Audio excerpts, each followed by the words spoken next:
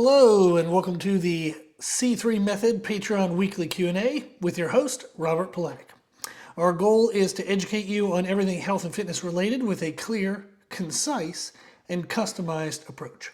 We want you to know what you need to know and how to apply it in a way that fits you best. Today's Q&A is for the week of April the 21st.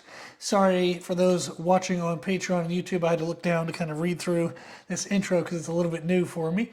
We did recently make a company change to our name. We went from Brutal Iron Gym to the C3 Method. I made a podcast recently discussing that change if you'd like to check that out. You can find our podcast, it's the C3 Method podcast hosted by Robert Polanic. And you can find that on YouTube. You can find that on most popular podcast platforms. And that would be episode 2258 if you want to check that out. Now, if you're watching this or listening to this, this is the weekly Q&A that is featured on our Patreon service. I am making it available on podcast and on YouTube as well because I want to be able to share the information with as many people as possible. The benefit if you're a Patreon member is you get to submit your questions. So the questions featured in the Q&A is from our patrons on Patreon. So if you want to be able to submit a question, that's how you could do that. The Patreon right now is only $10 a month. So you get to participate in the Q&A by submitting questions. And then we also have monthly training programs. They're going to feature powerlifting, bodybuilding, fat loss and shaping as like one goal, functional athleticism, and then minimal equipment. So it's 5. There's powerlifting, which is its own, bodybuilding, which is its own, fat loss and shaping, which is a combined goal, the functional athleticism, and the minimal equipment. We're going to have a beginner program and an intermediate program. And then if you're an advanced athlete, I would recommend that you sign up for the one-on-one service because you're going to need more details and nuances and customization than what a generic kind of monthly program can give you. They're still going to be very good programs. So people who are beginners and intermediates are not getting crap. It's good stuff. But it's a way for people for only $10 a month to get training programs. And then they get to submit questions about those programs or nutrition or anything at all. They get to submit the questions and have them answered in the weekly Q&A. $10 a month, and then that's also a way that you can sponsor our business, kind of donate to help support all the different things we're doing for education, the podcast, the Patreon service, social media videos, just help me cover the bills of everything if you'd like to. So if you've had benefit from the education material that we share and you'd like to donate or give back, the Patreon service would be a great way to do that at $10 a month. Cool. Okay, so that's all the intro stuff. Let's get into this week's questions. Question number 1 is, I've been dieting for a while. I've lost weight, but I'm planning ahead as to what my next move should be. When should I adjust my macros? Okay. Typically, whenever you're starting the process of figuring out how many calories you should have, and then within those calories, how much should be protein, you're going to base that starting number off of your body weight. There's a calculator online you can use. If you go to calculator.net and then type in BMR calculator, I really like that as a ballpark starting place, because you can put in your gender, age, weight, and then there's even an option there if you know around what your body fat percentage is. And then the calculator gives you what your BMR is, and that's your basal metabolic rate. That's how many calories you burn by just simply being alive. And then it has a chart that shows, okay, based on your activity level, whether you're sedentary, you exercise 2 or 3 times a week, 4 or 5 times a week, whatever it might be, there's an estimation for what your maintenance calories should be. And then using that estimation, you can then kind of start from there, see how your body responds and make some adjustments. I used to teach at the university level. I taught exercise physiology labs, and we did all the fancy testing protocols you could do to find out what a person's BMR is, using like breathalyzer test, DEXA scan, BOD-POD, which is an air displacement test, a whole bunch of other things. And the calculator online gets you close enough as well. So there's a lot of research, a lot of craziness around it, but even the very fancy stuff still just gives you something to start with, but then you have to implement it and see how the body responds. One of the best ways to understand that is where are you coming from? If you're coming from a place of overeating, your body's going to be in a different health state than if you've been in a place of undereating or inconsistent eating. An analogy I use is if somebody's asking for directions and they want to learn how to get to New York City, and you can substitute whatever your goal is. You want to learn how to get stronger. You want to learn how to get bigger muscles. You want to learn how to lose fat. So whatever your destination, and whatever the destination is, if somebody's asking me how to get to New York City, I have to first know where they are. So if they're in Miami or they're in Los Angeles, those directions are going to look very different. So where you start changes the route in which that you would go to get to your destination. And that's why it's important that although we can do calculators, although we have all these fancy metrics for figuring out what the calories quote unquote should be, you still have to implement it, you still have to experiment and see how it goes. Now, this person's been doing this for a little while, so they probably already have a pretty good idea of where their calories should be in order to create progress, because they have been making progress. And they have a good idea of what their protein should be, because if they're making training progressions, they're not overly sore and feeling beat up and tired, their protein is probably sufficient. In general, the way I would recommend to make macro changes is as your weight changes, recalculate or readdress those numbers.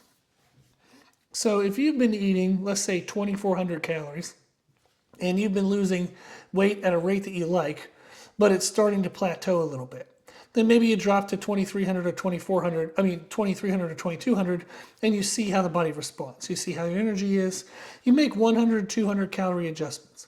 And then if your body weight started at 220, but now you're down to 205, maybe you can experiment with dropping your protein down. So maybe you were eating protein at 220, and if your energy starts to go down, meaning, okay, I'm not having great energy, I'm tired, my motivation for training is down a little bit, maybe I'll bring my protein down since I am lighter now, and that'll give me more allowance for carbs and fats, which might be better for energy. So there's quite a few things to consider when you're trying to decide when to change and what to change. But the general recommendation is as results start to plateau, you probably need to start bringing your calories down. And then out of those calories, you should look at what your protein should be. Protein is generally recommended to be between 20 to 35% of your total calorie intake. Sometimes we'll narrow that window 25 to 35%, or roughly just say a third of your calories should come from protein. That's a good general rule of thumb, but you might need to play up or down with that number as well. I feel like maybe at this point I'm not giving a great answer because there's so many things that factor into it. There really isn't just like an equation that says at X number of weeks, so at 4 weeks you drop 200 calories, at 8 weeks you drop another 200. It doesn't work that way. The body loses fat as a reaction to what you do. With activity, stress, food, hydration, all these things. None of those things are 100% consistent and predictable over the course of weeks and months. All of those things have variableness to them. So then how our body responds is variable. And then how we manipulate those things based on how the body's responding varies. So it is quite a process to figure it out. But in general, if they're making good progress overall and they're figuring out what their next move might be, is wait till things start to plateau a little bit, then play around with bringing your calories down. If as you bring your calories down, your energy crashes and you feel like crap, then you might have to have a couple days where the calories are a little higher, maybe on training days, a couple days where the calories are a little bit lower, maybe on non-training days, and you start to get into caloric cycling. Which can help you still create a net decrease over the course of several days or measured by a week. And that can help continue to drive fat loss, but help you better manage daily energy. You can also play around with nutrient timing. So when do you have the bulk of your carbs and fats? So during the day, you'll tend to have better energy if you have more carbs than fats. And if you have the carbs and fats ahead of the most active time of your day. And then protein is best to have peaked kind of around the most active time of the day or a little bit afterwards so you can actually recover from it. So there's a lot that you can play with other than just simply adjusting calories and even adjusting the macros. Maybe just changing the timing of the macros can help a lot. For example, one structure that's good for maximizing performance but also fat loss is to have carbs before your training session, and then when you train, you burn all those off as energy, and then after training, no more carbs. Super low carbs, you focus on proteins and like maybe minimalish fats, so that way you feel satiated throughout the rest of the day. And that helps you lose a lot of body fat, but you still have the carbs before the workout to maximize performance. So there's quite a few things that you can play with. I don't know if I answered that very well, but hopefully I gave you some thoughts and some things to play with and think through. And then if you have any other questions, which you might have more questions now than ever, go ahead and submit them on the Patreon page, and I'll answer those individually and or add them to next week's Q&A. Okay, golly, I don't know if that was helpful. Next question, what impact do calorie-free additives have on fat loss? None. They can, I guess, potentially have impact on your digestion. So if you're having something that's calorie-free, but it contains a lot of sugar alcohols, you can get bloated, you can get gas, you can have some digestive issues. But if it's calorie-free, chances are it's going to have no measurable or significant impact on fat loss unless you're doing like something crazy extreme. So for example, like spray butters. If you ever see, I think it's like, I can't believe it's not butter, like there's spray butters you can use, and they'll say on the back that it's 0 calories for like 2 or 3 like spurts. But then you'll see people that put like 17 or 20 spurts on it, or they'll do, 5 spurts on 5 different meals, and ends up being 20 to 25 throughout the day, and then the calories do add up because it is an oil actually. So sometimes things will be registered as calorie-free, but that's only at the volume or the serving size that they say. So if you're having, 3x, 4x, 5x, 10x the serving size, you might be accruing more calories out of that than you would recognize. But in general, calorie-free items, if they're consumed at the normal kind of serving sizes, they'll have very minimal, if any, effect. You can think of it as flavor additives to drinks, diet sodas.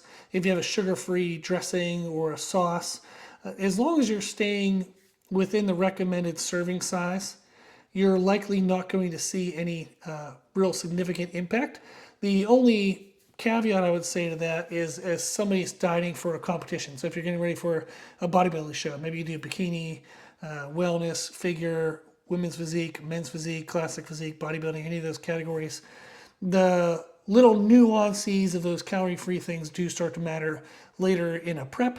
But for most people just looking for general fat loss or improving overall aesthetics, they're not going to have any negative impact whatsoever on fat loss, but you do have to be a little cautious or aware that they can negatively impact digestion quality. Okay.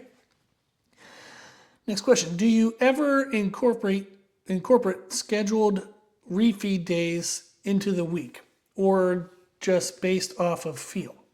And is it more important to go off of aesthetic feel, i.e. feeling soft and pudgy, versus like physically I'm tired or gassing out more in my workouts? LOL.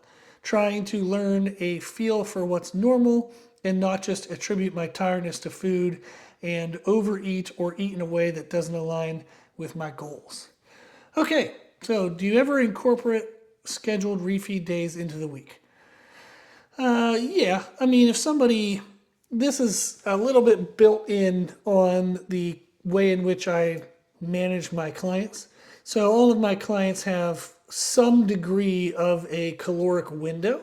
It depends on their ability to be adherent to calories in general, their experience with tracking foods, the severity or the depth of which their goals are.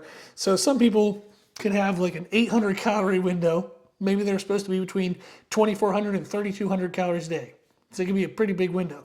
Other people might have like a 200 calorie window.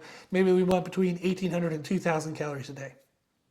I almost always, and I can't even think of an exception, except like the only exception I can think of is if I gave them exactly like what foods to eat. But when I ask people to hit a calorie target, I ask them to do it within a range. And number one reason is no one will get their calories down to exactly precisely the same every single day unless they eat the exact same foods every single day, which for the longevity, the long term of their goal, say somebody's just wanting to lose like 30 pounds over the next 3 months, they're not going to eat the same food every day for 3 months. That's just not realistic and it's unnecessary. So I'll give them a little bit of a range. So that way, if they have one day they have chicken breast or they have white fish, or maybe they want to have a steak and vegetables for dinner, they have some variety to their food sources, and that can help sustain progress long term because it avoids mental burnout. So as long as they're within that range, we would consider that successful. Does that mean that some days are going to be slightly more in a deficit than other days? Absolutely. But overall, in general, they're in an appropriate deficit. Or if they're building muscle, they're in an appropriate surplus. Or if they're maximizing performance, they're in an appropriate around maintenance-ish calories that is sufficient enough to get the adaptations they want from their training, but not so much that they're gaining body fat or unnecessarily losing body fat. So the range is accurate to their goal, but it does allow a range. And then within that range, they have the freedom to, if they're feeling a little sluggish, eat higher in that range for a couple days, bring the energy back up.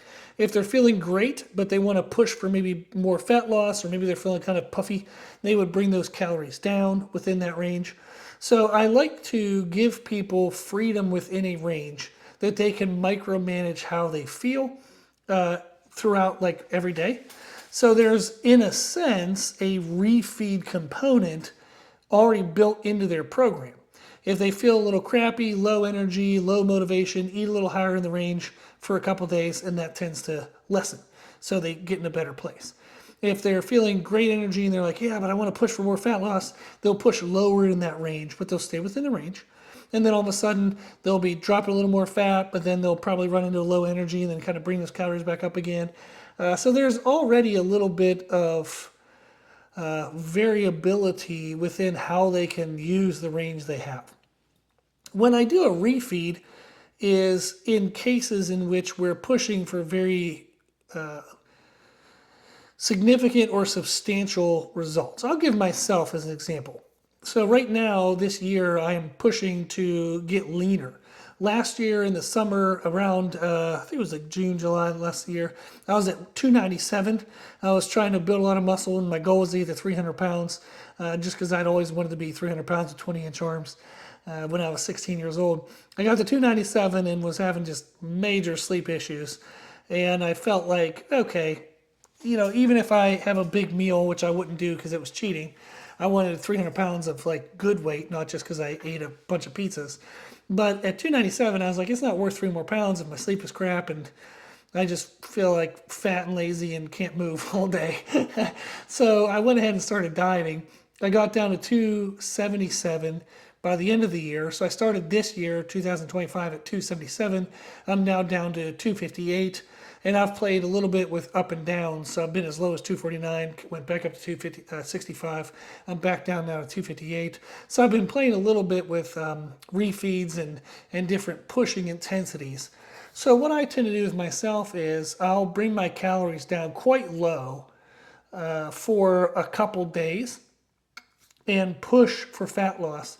And then as my workout performance and energy starts to suffer, I would reintroduce more carbs at the beginning of the day. So I'd wake up, have a really big carb meal, let that process, and then I would train midday, have really good at workout energy, kind of re-excite the motivation, and then I have no carbs the rest of the day to really pull my calories back down and promote fat loss. So I'll play around with that, and if my training is going well, I don't have the big carb meal. If I feel like my training is going to crap and I'm really kind of tired, I'll go ahead and reintroduce those carbs for a couple days. I really just play based on how I feel, and that has helped me a lot with managing the long-term progression, making sure that I am getting leaner over time, but that I can maintain training performance, I can maintain motivation and excitement for the goal long term enough to actually reach the goal, and I can monitor my recovery.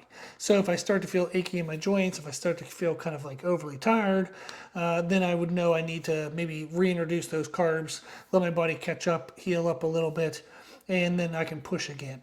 So I tend to do refeeds in cases like that based on the individual feedback. If it's myself, I know what's happening 24/7, or at least I believe I do. We all have our own blind spots and we tell ourselves all our own bullshit. So as much as one normal person would do that, I do have an idea of what's going on within me. And then I can kind of pick and choose. Now I've been doing this, I'm 41, I've been dieting since I was 15. So I've been doing it long enough to know, do I just want the carbs or do I need the carbs? So I've developed that over time. And that is what I would recommend for anyone if they're figuring out refeed days, is to maybe start with having them scheduled. So if you feel as though you're really pushing your progress and you're like, oh my gosh, I feel like crap, I'm super tired, my training progressions are going to trash, do I need a refeed day? Well, do a day in which you go back up to maintenance calories and shift your carbs to be as early in the day as possible. If you do a maintenance calorie day, carbs earlier in the day, do that for a day. Maybe 1 to 2 times a week. You can pick 2 times a week, try it for a while, or pick once a week, try it for a while. And then you're going to start to see, okay, well, if I did that on Saturday, by Tuesday I feel like crap, and then I have to wait till next Saturday. Ugh. Well, you can then have a refeed day maybe on Wednesday. Or you can lessen how intense you're pushing those other days. So maybe you don't need to push as intensely on Sunday, Monday, and Tuesday, so you're dead by Wednesday. Bring that deficit up a little bit. Maybe on those 3 days you're at like 1,500 calorie deficit. Just lessen that to 1,000, and then you don't feel like crap until Thursday or Friday, and then your refeed is again on Saturday.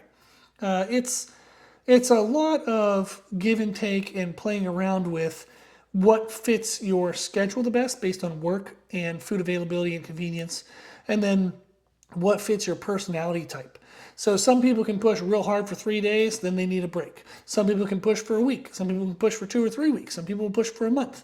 It really depends on how soon you lose motivation and training performance.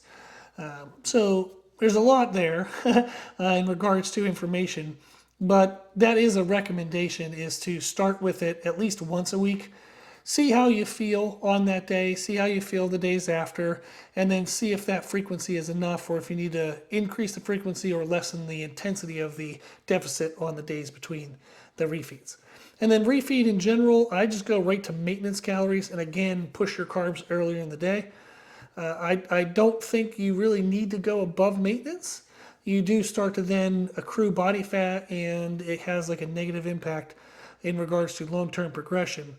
So that would be a recommendation to start with. Experiment. As you do experiment, submit more questions, and we'll visit that in some future Q&As. Cool.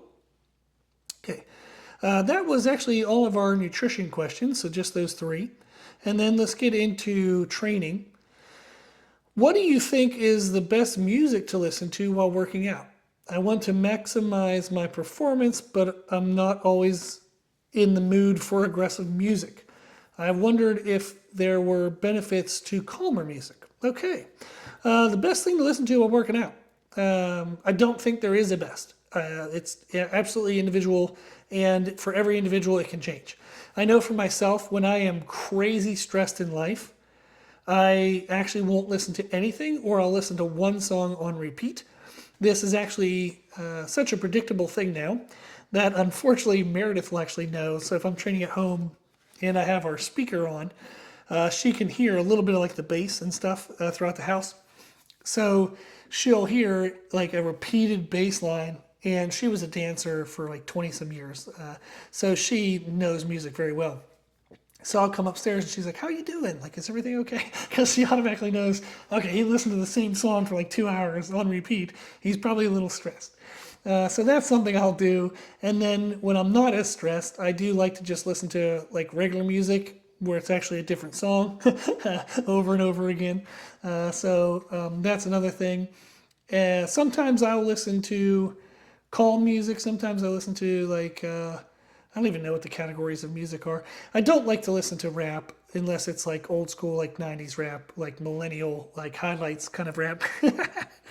I listen to more alternative type music where it's not super slow, but it's not crazy aggressive, and it's not a bunch of like ridiculous language and all that chaos. I sound like a really old person. But I'll listen to that. Sometimes I'll listen to audiobooks. Sometimes I'll listen to podcasts. I'll check out YouTube videos on different subject matter I want to learn about. It's really kind of all over the place. It depends on how I'm just feeling that day and what type of focus I want or need. So I would not hold yourself accountable to doing anything in a certain way unless you felt like it. So if you go into the gym and you want to listen to aggressive music, listen to aggressive music. If you want to listen to calm music, listen to calm music. If you want to listen to nothing, listen to nothing. If you want to listen to a podcast or audiobook, then do that. Whatever the music or sound that you choose should be a complement to how you feel in the workout, meaning it shouldn't take away from the workout. So if you're listening to super aggressive music and you're shortchanging your like rest periods, so you're supposed to take 2 minutes, but you're like, oh my gosh, I feel amazing after 1 minute, I'm just going to go right back into it. And then also when you're doing movements, you're not paying attention to the mind-muscle connection. You're just like repping like boom, boom, boom, boom, and just shoving the weight around. That's not going to help. So if the music is causing you to train in a way that isn't optimal, adjust the music. Likewise, if you're listening to super slow music and you feel like you're yawning half the time and you're not even focused and you just want to go to bed, probably need to up that a little bit, make that a little more exciting.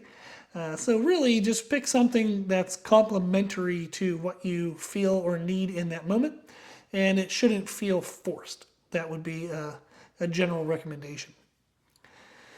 How do you mentally prepare for a max effort lift? Okay, well, this is different for everybody as well, just like the music thing. For me, it's not even going to be helpful.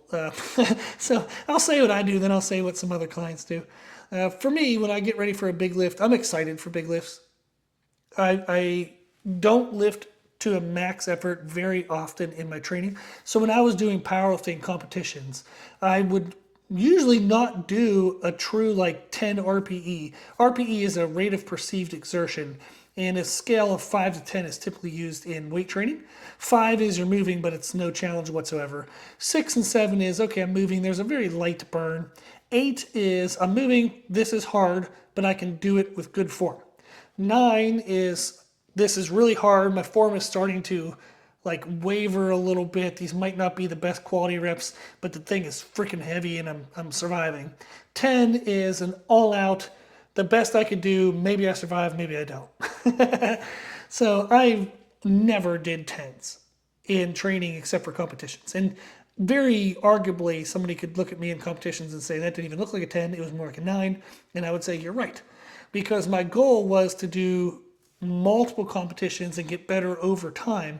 So very rarely in competitions did I go like quote unquote full send, because I don't want a major injury and I'm not looking to like, I would rather do 10, 15 pounds less on a lift, have it be clean, have it feel good, have myself feel confident, be safe, train for another couple months, do another meet, train for another couple months, do another meet. I really never put much value into each individual competition without looking at the more long-term picture for what I wanted out of my career. So my goal was to get an elite total, which I unfortunately never got in an actual meet. I got to the numbers and I did it in the mock meet at my gym, but I never did it officially. I got injured in one of my last meets. A long story, very short, is I tore 3 muscles, 2 in one leg, 1 in the other leg, doing my first attempt in a powerlifting meet, because the warm-up room wasn't the way that I thought it was going to be, and things were kind of different. Let's just leave it at that. So I got major injury. I trained for a year, came back, and hit some PRs on bench, still did a really good deadlift. I think I deadlifted 660, and re-solidified that healthiness of being able to squat, bench, and deadlift again. And then my goals kind of changed. I started wanting to do bodybuilding more. So I was looking at that and saying, okay, I could keep pushing to try to get that elite total and maybe have another like big injury. Or I kind of reached those numbers. I feel content with those numbers. I came back from the injury and hit PRs after the injury. Maybe it's time to just start switching over.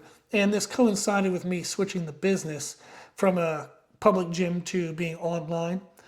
So it worked better schedule wise and with things I had going on in my personal life. Meredith and I were dealing with some family health issues and some other odds and ends.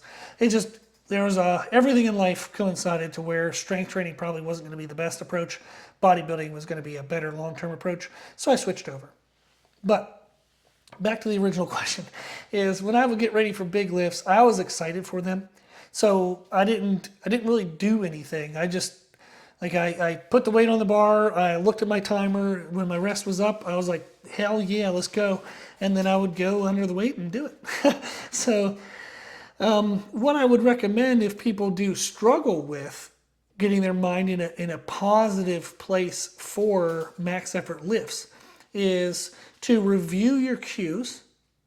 So try to have your cues limited to 3 or less things that you need to remember, and the fewer the better. So if there's a cue like on squats, if you tend to maybe when you unrack, you step back, you get into position, and then you forget to breathe. So just remember yourself, okay, big breath, big breath, big breath. And you're just going to repeat that.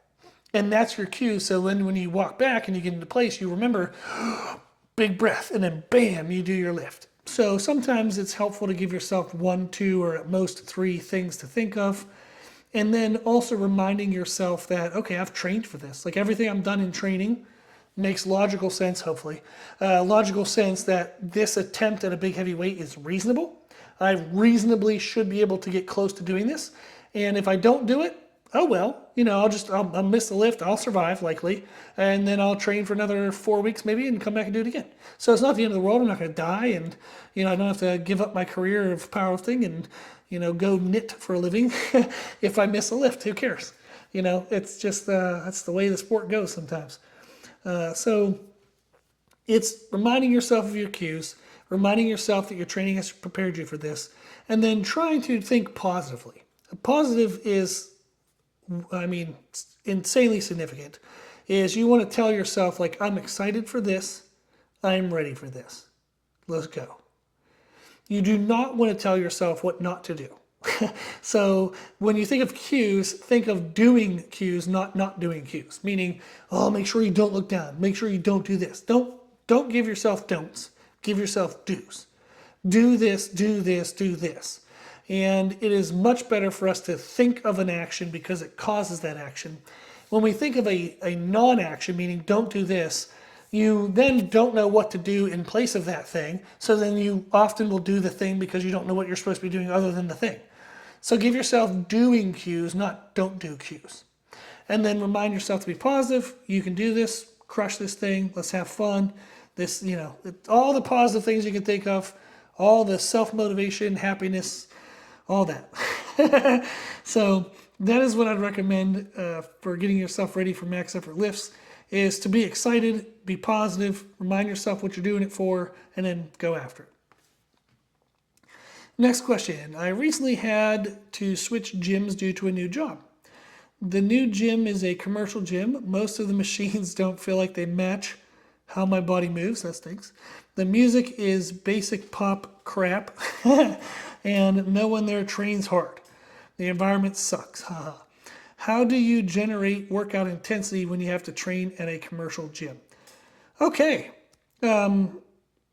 Always have a plan. Go in with, like, I'm going to do X, Y, Z.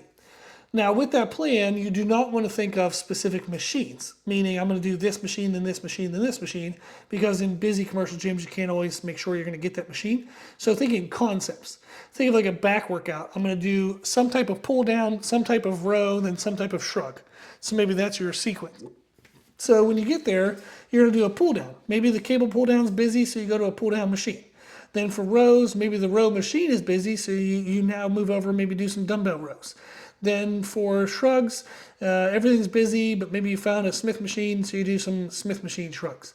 If you think of categories of movements, that is helpful because you're going to have a plan, but that plan can be modified based on what's available. The next thing I would do is to play games with yourself in regards to setting intensity techniques and or purposes to your sets and reps other than just getting through them. One technique I really like is called cluster sets. So I'll do something for, if I want high reps, maybe it's a small isolation movement and I'm just trying to like pump up the muscle. I'll do a 20 rep max, then count to 20 seconds, do the same weight for as many reps as I can. Maybe I only get like 15 or 16. I'll count 20 seconds, do another set of the same weight. Maybe this time I get 14, and I'll do cluster sets like that. So very short rest times. It depends on how large the movement is. Rest times can be 10 seconds all the way up to 60 seconds. And then I just do the same weight every single set. And maybe I'll do 3 clusters, 4 clusters, 5 clusters, even 6 clusters. And that's a good way to kind of stay motivated, stay focused, and focused in on what I'm doing. And that can push up the intensity. A modification to that I like to do sometimes is extend the rest periods. So maybe between the first and second bout of effort, I only give myself 10 seconds. Then the next rest is 20 seconds, the next rest is 30, the next rest is 40, the next rest is 50, the next rest is 60. And then I kept the same weight every time, went to failure each time, and then by the end you did like 7 total sets and you feel destroyed. But it was a lot of workload in a relatively short time with really high intensity. So I like doing a lot of stuff like that. I'll sometimes do ascending sets as well. This is really good for pin select or selectorized or pin plate type equipment. So I might do a weight, let's say I'm doing 20 pounds and I do an easy, we can do a couple different ways. So one way is I might do a 20 reps, then 15, then 10, then 5, then back down to the weight I did for 10, back down to the weight I did for 15, back down to the weight for 20. And then if I miss those a little bit on like weight selection, I'll record that and then next week get a little more precise with my weight selection. Other times I'll just do 10 reps, start at a really light weight, go with a very slow tempo. So I did this actually on a seated lateral raise machine when Meredith and I were in London. I put it on 20 pounds and did 10 reps, super slow, very controlled. Went to 30 pounds for 10, 40 for 10, 50 for 10, 60 for 10, 70 for 10. Then by 80 for 10, it was like death and they were miserable. I then went from 80, dropped to 60 and went 10 and used rest pause if I need to, then dropped to 40. So I took 20-pound drops even though I went 10 pounds increases on the way up. I then did 20-pound drops on the way down and I did 10 reps every set even if I had to do rest pause. So there's a lot of little games you can play with how you set up your sets and reps. And that's a great way to keep you focused on what you're doing because you're remembering which weight is next or what reps is next or do I need a rest pause here. It's keeping you focused in on what you're doing, which then helps you not notice somebody doing something dumb in the corner or what the music is or this or that. So that's kind of the main thing I do is I give myself stuff to do. I have a plan when I get there, but it's a conceptual plan. So I know what movement types I want. And then I give myself specific games and goals to do with my sets and reps. So if you implement those, that can help quite a bit with increasing your intensity. Next, I am thinking of competing in Hyrox. I was always discarding it because I thought it was CrossFit, which I fear because of the AMRAP, which is as many reps as possible mentality, and the regular lack of care for proper form in heavy weights. Yep. But Hyrox could be a very fun thing to do with my buddies and would, as opposed to a triathlon, reward me for being stronger/heavier. There is one in October. I'll probably do that for fun. I'm in a commercial gym though. How can I train for Hyrox when you can't do a huge circuit and or don't have access to the specific equipment? Okay, so a lot to unpack there. CrossFit, if you're listening to this, you're likely aware of what CrossFit is. CrossFit has a lot of Olympic lifts, and there's about 40 million opportunities for what an exercise could be in a competition. Hyrox, what it is, it's a completely different sport, but it's still the mentality of, can I do moderately heavy weighted things blended with cardio and make that a challenge for myself? So Hyrox events, you have to run 1K, which is a little over half a mile, between, I think it's 8 different events. So you run half a mile or 1K, You then do an event, you run another K, do an event, another K, do an event. So you end up running quite a bit. So I think it would end up being like 4 miles, 5 miles. I don't even know. What is it? So let me see here. It would be 1, 2, 3, 4, 5, 6, 7, 8 Ks. So that's how many Ks you're going to run. So 8 times 0.6-ish is how many miles. So you can do all the math there if you want. But it's a lot of running. And then in between the running, you have different events. So I'll run down through those real quick.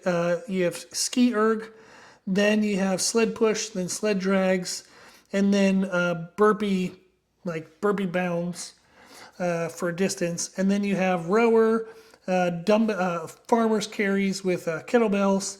Then you have a sandbag, I believe, walking lunges, and then wall balls.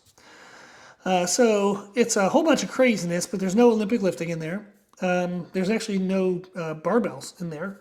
So it can be a lot less intimidating in regards to the complexity of the lifts that you have to learn.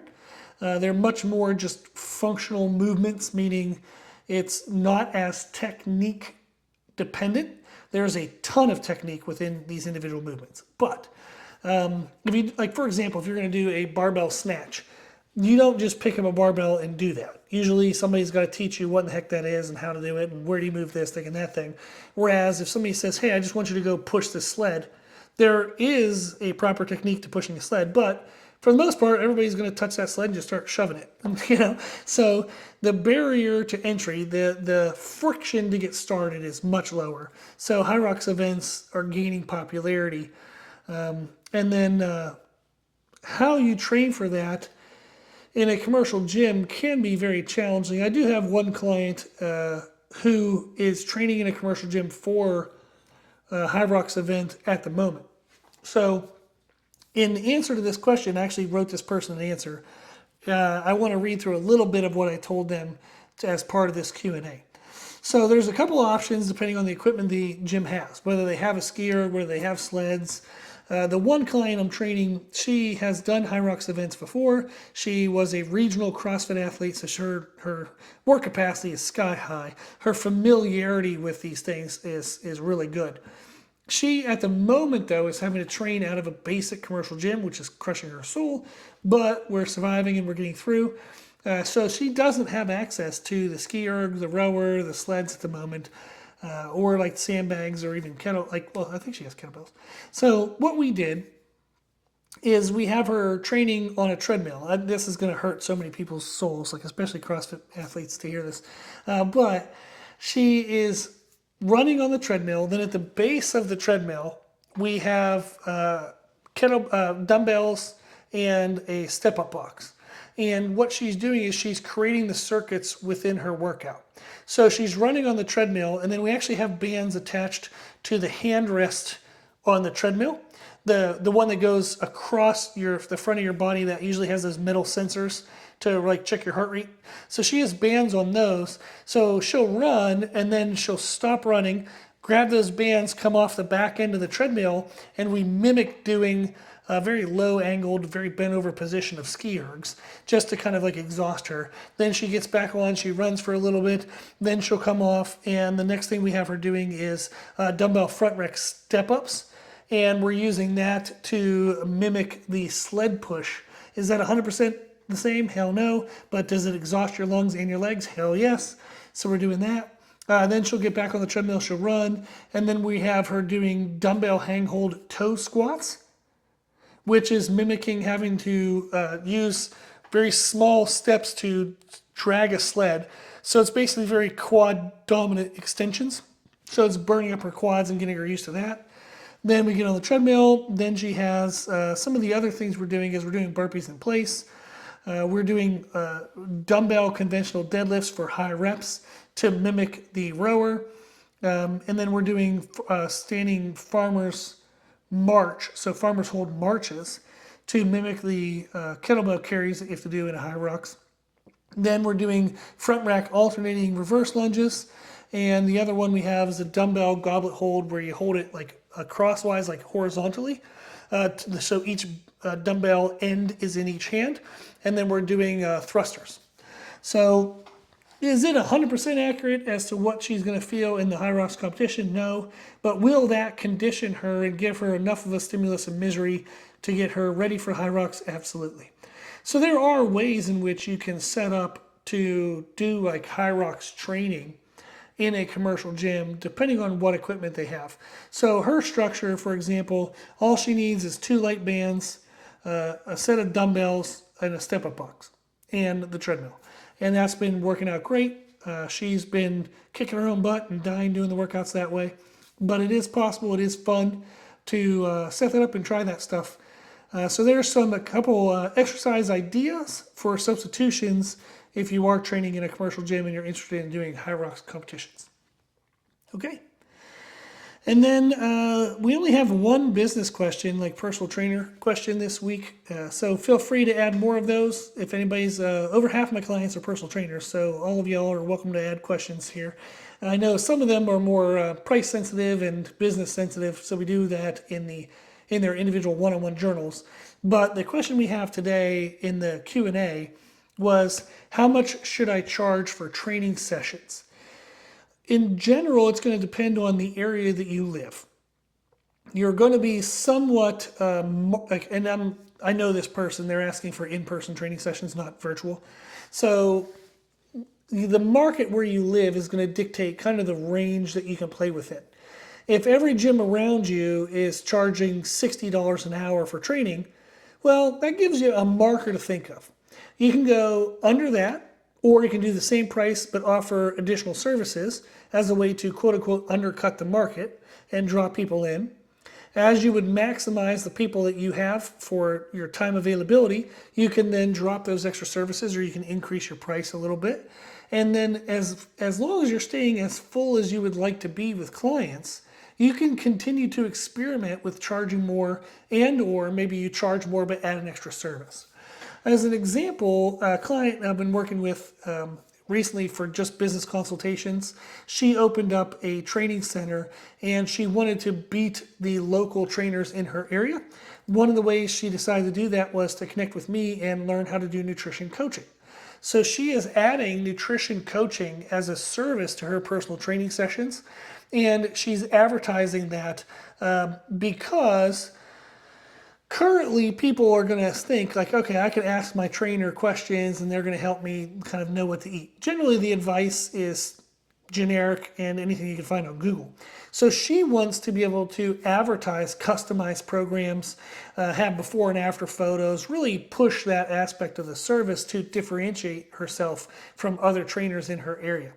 So she is charging right now the same amount as everyone else, but she's doing training sessions and customized nutrition programming. That is blowing her up. She's busy as heck.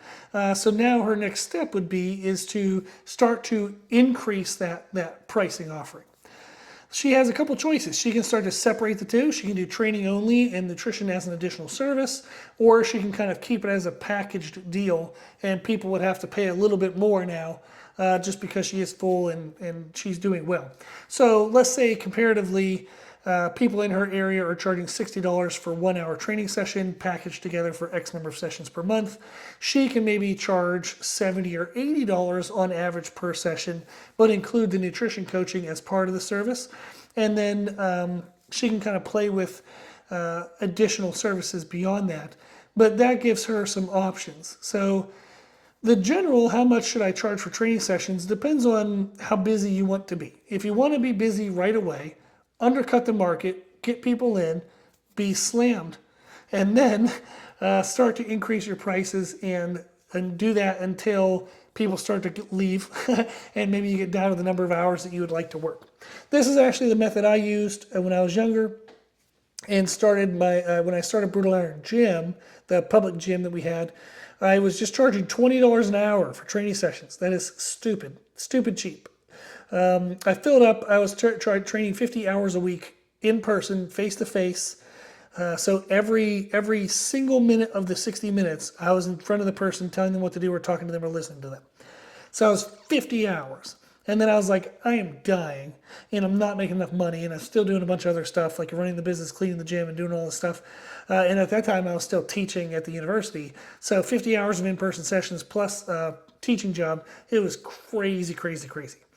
I then went from $20 an hour to $30 an hour. No one left. I went to $40 an hour, had very few clients drop off, and that actually still allowed me to increase my money. I gained more money per hour than I lost in clients, and then I was able to kind of build it out from there using different services. So it was a great way to get started, fill up my allotted time, and then slowly increase my prices.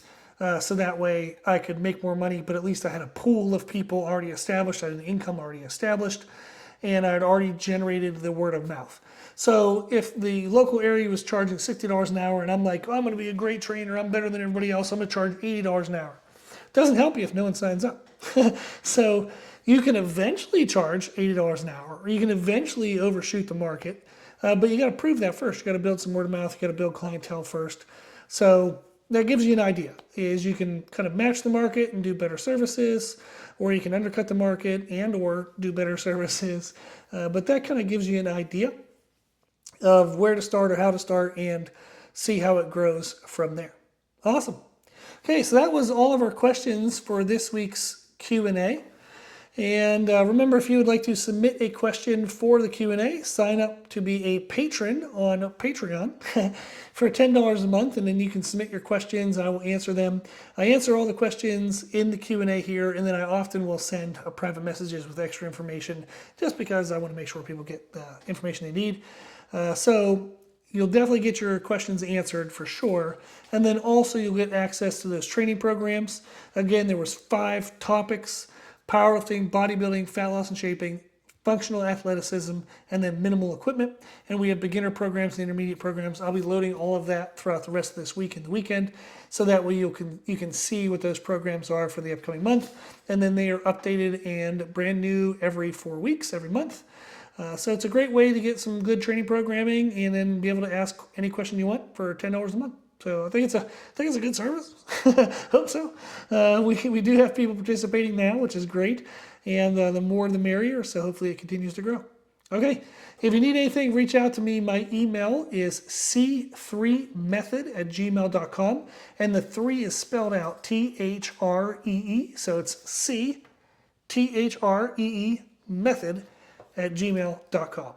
And soon we'll have the website up and running. Right now it's still under brutaliron.gym.com, but it will be converting to C3 Method over this weekend. You can always find us on YouTube. You can always find us on Instagram. However you find us, I hope you do. If you need anything, let me know. I'm always here and I'm always happy to help. I appreciate your support, and I want to make sure that you feel equally supported as well. Okay, as always, thank you for listening.